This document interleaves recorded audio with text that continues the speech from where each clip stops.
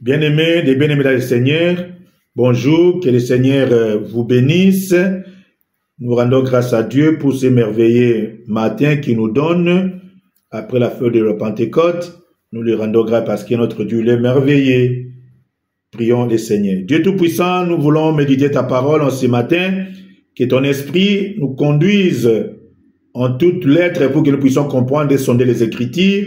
Demeure notre Dieu et que les yeux de mon frère et de ma sœur soient tournés vers toi, le vrai Dieu. Que le nom soit glorifié, Jésus, et que le Saint-Esprit soit parmi nous pour que nous puissions comprendre le sens des Écritures saintes. Dans le nom puissant de Jésus, nous avons ainsi prié. Amen. Nous rendons grâce à Dieu et je bénis le Seigneur pour ce nouveau jour. Je salue tous les abonnés de cette chaîne, que le Seigneur vous bénisse et vous ajoute beaucoup. Je salue ma très charmante épouse, tendre épouse, Liège Ikanga. Chérie, je te salue, des gros bisous. Je salue mon papa, le couple pastoral, le frère simple Marc Masuku et maman Maryse, mon papa spirituel, que le Seigneur te bénisse, le papa, pour la sagesse et pour ses degrés d'amour pour l'œuvre du Seigneur. Je salue aussi mon papa, le berger, Dr Makaya, qui suit aussi cette page et il nous a encouragé. Que le Seigneur te bénisse aussi, mon très cher papa, le berger, Dr Makaya. Nous poursuivons notre série d'enseignements. La différence entre vivre sous la grâce et dans la présence de Dieu. Bien-aimés, nous avions dit, vivre sous la grâce, c'est pas mal, mais vivre dans la présence de Dieu, c'est beaucoup mieux. Toi qui veux vivre une accélération extraordinaire des choses spirituelles dans ta vie, demeure dans la présence de Dieu et tu verras la solution à tes problèmes. Nous poursuivons notre série numéro 7. Ça, c'est la partie B. Nous étions en train de parler de la méditation de la parole de Dieu. Comme nous l'avons dit l'autre fois, la méditation de la parole de Dieu est un processus spirituel de sonder les Écritures saintes. Et nous avions dit, nous allons donner quelques outils essentiels qui vont nous permettre de bien méditer la parole de Dieu. Nous avons conçu quelques outils essentiels pour la bonne méditation de la parole de Dieu. Et dans ces grands thèmes, nous avons parlé de 3 éléments essentiels pour bien cultiver ou activer notre confiance en Dieu. Les premiers 3 points étaient la prière. Et nous avons dit, la prière est un moyen de dialogue avec Dieu. Et la prière, c'est le seul moyen qui nous permet de voir la puissance de Dieu et d'entrer en contact avec notre Dieu. Et nous avions dit, la Bible nous dit, prier sans cesse. La prière n'est pas seulement une obligation, mais la prière a aussi un caractère d'une profonde méditation, d'un désir ardent de demeurer dans la présence de Dieu. Et nous allons parler de la méditation de la parole de Dieu, le deuxième élément. Et le troisième élément, c'est la mise en pratique de cette parole. Nous le verrons dans nos prochaines vidéos de méditation. Mais aujourd'hui, nous avons un texte de base, texte biblique, de Timothée, chapitre 3, versets 16 et 17. Nous allons méditer, lire 2 Timothée, chapitre 3, versets 16 et 17. Lisons au nom de notre Seigneur Sauveur Jésus-Christ. Toute écriture est inspirée de Dieu et utile pour enseigner, pour convaincre, pour corriger, pour instruire dans la justice. Pour instruire dans la justice. Afin que l'homme de Dieu soit accompli et propre à toute bonne œuvre. La parole du Seigneur. Amen. Bien-aimés, les bien-aimés dans le Père, nous avons suivi la lecture de la Bible et nous devons savoir, quand nous lisons la Bible, les Écritures de Dieu, l'Écriture sainte, quand nous méditons, nous contextualisons, cette parole touche nos âmes et guérit nos esprits. Parce que la parole de Dieu a la puissance de guérir nos âmes et nos esprits. Bien-aimés, dans 2 Timothée, l'apôtre dit « Toute écriture est inspirée ». Nous n'avons pas parlé de l'inspiration, mais nous voulons nous faire savoir que la Bible, ce sont des écrits sacrés et ces écritures sont inspirées de Dieu. Comme l'apôtre Paul avait dit quelque part, c'est poussé par l'Esprit de Dieu que les hommes ont parlé de la parole de Dieu. Il y a une question que les gens se posent souvent. Quand est-ce que la Bible devient la parole de Dieu? Bien-aimés, la Bible, c'est un élément essentiel pour nous, les croyants, parce que la Bible est la seule norme pour notre foi. En matière de la foi, la Bible est la seule norme. Il n'y a pas autre chose. Il n'y a que la Bible, notre base de la foi, parce que toute écriture est inspirée de Dieu. Mais la Bible devient la parole de Dieu quand nous le lisons et quand nous la proclamons. C'est alors que ça devient la parole de Dieu dans notre vie. Mais il est important de savoir toujours dire la Bible. Et quand nous quittons le niveau de la lecture, la Bible elle est prêchée, la parole elle est proclamée. C'est alors qu'elle devient la parole de Dieu, parce que cette parole touche nos cœurs. Nous avons dit dans la partie précédente de la méditation, la Bible a été destinée à une population bien déterminée, le fils d'Israël. Elle n'a pas été directement destinée à nous, mais quand nous lisons les textes et nous les ramenons à notre époque actuellement, ça devient maintenant contextualisé et ça touche notre vie et il y a des transformations de vie. C'est alors qu'elle devient la parole de Dieu, parce qu'elle est proclamée sous la puissance du Saint-Esprit. Bien-aimés, nous avons dit dans cette page, nous allons mélanger à la fois théologie et religion.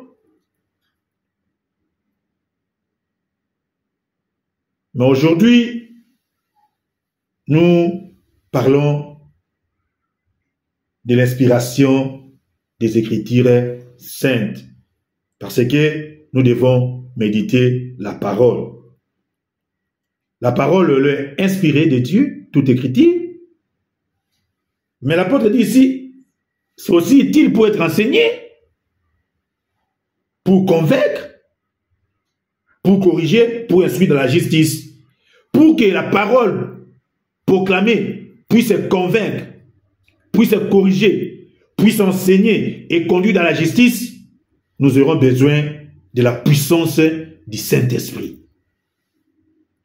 Parce que la proclamation de la bonne nouvelle consiste seulement à la simple proclamation de la parole de Dieu partout et de laisser les résultats à Dieu. Parce que quand nous enseignons, quand nous proclamons la parole, ce n'est pas nous qui changeons les gens qui écoutent la parole, mais c'est la parole de Dieu, c'est l'Esprit de Dieu qui fait le travail, qui touche le cœur pour que les hommes et les femmes reviennent au Seigneur. Nous devons retenir cette leçon. Pour que l'homme de Dieu soit accompli et propre pour toute bonne œuvre, il doit nécessairement méditer la parole de Dieu en profondeur. Comme nous l'avions dit, bien-aimés, nous voulons présenter quelques études pour la bonne méditation de la parole de Dieu. Le premier outil que le chrétien a besoin pour la méditation de la parole de Dieu, tu dois d'abord t'en procurer une Bible comme le mien. Tu vas avoir une Bible. C'est très important que les chrétiens aient sa Bible. Il y a beaucoup de chrétiens aujourd'hui qui n'ont pas de Bible. Comment tu dois grandir dans la foi? Mais il y a des gens qui achètent des smartphones, des gens qui achètent des téléphones qui coûtent énormément cher, mais ils n'arrivent pas à acheter une petite Bible qui coûte moins de 10 000 francs, moins de 10 $. Bien-aimé, fais un effort d'abord d'avoir une Bible. Chaque chrétien doit avoir sa Bible. Oui, tu vas dire, pasteur, j'ai ma Bible électronique. Je n'en refuse pas. Nous sommes à une époque où il y a le développement de la technologie. Il y a une vitesse extraordinaire de la technologie moderne. Mais les chrétiens ne doivent pas oublier l'importance de la Bible comme seule norme en matière de la foi. Tu dois avoir ta Bible. Le premier élément ici, le premier outil que je propose ici, tu dois avoir ta Bible. Tu dois avoir ta Bible. Vraiment, c'est important, vraiment, c'est capital. Tu dois avoir la Bible. Bien-aimé, tu es chrétien de nous. Un chrétien qui n'a pas la Bible. Un chrétien qui n'a pas une arme. Car la Bible, elle est plus qu'une arme. La Bible, c'est quelque chose que nous devons protéger, quelque chose que nous devons garder jalousement, avec amour.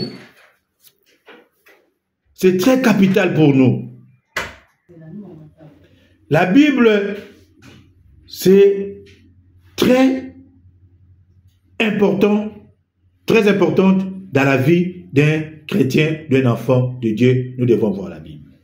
Moi, je connais des gens qui ont connu le Seigneur, qui ont été sauvés seulement parce qu'ils sont entrés dans un endroit où ils pouvaient commettre des péchés, mais ils ont trouvé la Bible. Et en regardant seulement la Bible, Dieu les a protégés, Dieu les a guéris, Dieu les a sauvés. Nous devons avoir le respect de la Bible. Le premier élément, tu dois avoir ta Bible. Bien-aimé, la Bible, nous devons savoir, la Bible a deux grands tiroirs. Le premier tiroir, nous l'appelons l'Ancien Testament. Le deuxième tiroir est appelé le Nouveau Testament. On peut dire l'Ancienne Alliance et la Nouvelle Alliance. Et dans chaque tiroir, il y a des livres en l'intérieur, comme l'Ancien, comme Nouveau Testament.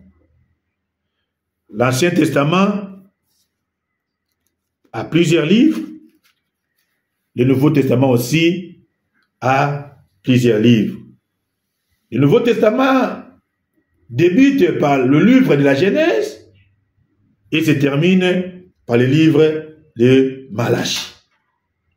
Le Nouveau Testament se commence par les livres, l'Évangile selon Matthieu, et se clôture par le livre de l'Apocalypse.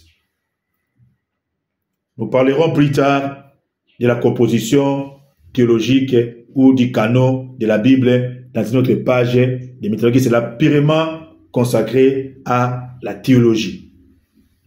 Mais là, nous vous présentons la Bible comme le premier outil pour bien méditer la parole de Dieu. Tu dois avoir d'abord la Bible. Je parle de la Bible physique et non de la Bible électronique. Quand tu as ta Bible, la Bible, c'est alors tu verras ta maturité spirituelle monter en sagesse, en spiritualité avec les Seigneurs. La Bible, c'est un élément essentiel et c'est le premier outil que les chrétiens doivent en avoir. Et quand vous avez votre Bible maintenant, nous allons voir quelques clés de méditation biblique. Je parle de la Bible, Ancien et Nouveau Testament, et nous allons approfondir petit à petit dans la croissance et dans la méditation de la parole de Dieu. Bien-aimés, quand tu as maintenant la Bible, et je conseille à ceux qui veulent commencer leur aventure de méditation chrétienne avec le Seigneur, de commencer avec l'histoire de la Genèse et de commencer aussi avec les 4 évangiles Matthieu, Marc, Luc, Jean. C'est très important. Voilà les premiers outils que j'ai planifiés aujourd'hui. J'avais conçu pour la bonne méditation de la parole de Dieu. Tu dois d'abord avoir ta Bible. Toi qui n'as pas la Bible, que cette parole te motive d'avoir ton arme. Tu as déjà vu un soldat qui n'a pas une arme. Tu as déjà vu quelqu'un qui conduit la voiture et qui n'a pas la clé de la voiture. Comment fera-t-il pour conduire la voiture? Toi aussi de même, bien-aimé. Tu es un soldat de Jésus. Tu dois avoir ta Bible parce que c'est la seule arme qui peut nous aider à avancer dans la foi. Toi qui n'as pas la Bible, il y a longtemps, tu n'as plus la Bible. Ta Bible est déchirée. Tu as perdu ta Bible. Tu dois d'abord t'en procurer une Bible pour commencer l'aventure de la méditation profonde avec le Seigneur. Et la prochaine vidéo, nous allons parler des clés, des aspects, des choix des textes pour bien méditer la parole. Je vais prier pour toi. Fais cette prière avec moi. Mon Père, merci pour ta parole. Je reconnais que je suis perdu à cause de mon ignorance. Je n'ai plus mon arme de la foi. Je n'ai plus la Bible. Je ne lis plus la Bible parce que je n'en possède pas. Je veux que tu me pardonnes et que tu m'aides, Seigneur, à renouveler ma Bible, à acheter une nouvelle Bible et à continuer avec toi. Que le Saint-Esprit m'aide, que le Saint-Esprit m'inspire, que ton esprit me réveille pour que je continue à lire la Bible, à lire ta parole et à sonder les Écritures. Dans le nom puissant de Jésus, que le Seigneur te donne la paix, que le Seigneur ouvre ton intelligence, que le Seigneur te donne son esprit pour que tu puisses bien méditer la parole. Bien-aimé, que le Seigneur te bénisse. Nous allons nous revoir très prochainement dans une autre vidéo. Et que le Seigneur nous bénisse. Abonne-toi à notre chaîne YouTube. Aimez, likez et laissez des commentaires. Si tu as des questionnements, tu as des sujets de prière, nous allons prier pour toi. Écris-nous à notre boîte email patrickikanga60@gmail.com. Nous allons répondre à tes questions et nous allons prier pour toi. Que le Seigneur te bénisse abondamment au nom de Jésus. Que le Seigneur nous bénisse et que la paix du Seigneur soit avec nous. Que la paix du Seigneur soit avec toi. Toi qui souffres, toi qui as des problèmes, toi qui as été empoisonné, toi qui as des difficultés, que le Seigneur t'apporte la solution. Que la paix entre dans ta maison, dans ton foyer, dans ton corps. Que le Seigneur te restaure, que le Seigneur te répare au nom de Jésus et que les portes s'ouvrent. Sois béni, recevez la bénédiction au nom de Jésus-Christ, notre Seigneur et Sauveur. Nous avons ainsi prié. Amen. Bye, au revoir.